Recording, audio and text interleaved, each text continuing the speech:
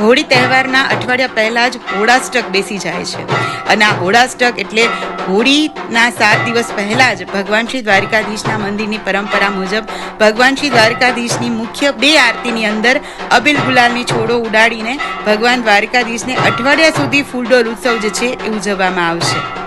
હોળી અને ફૂલડોલ માટે લાખો શ્રદ્ધાળુઓ જે છે ભગવાન દ્વારકાધીશના દર્શન કરવા આવતા હોય છે, ત્યારે કેટલાક યાત્રિકો ફૂલડોલ પહેલાં હોળી પહેલાં પણ દર્શન કરવા આવતા હોય છે.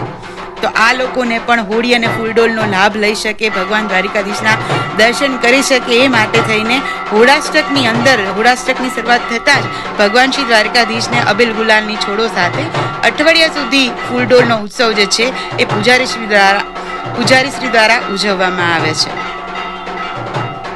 દ્વારકાથી આવી જ માહિતીઓ માટે થઈને like, comment and share. Dwarka today, Vrinda Padiya. સૌને જય દ્વારકાધીશ.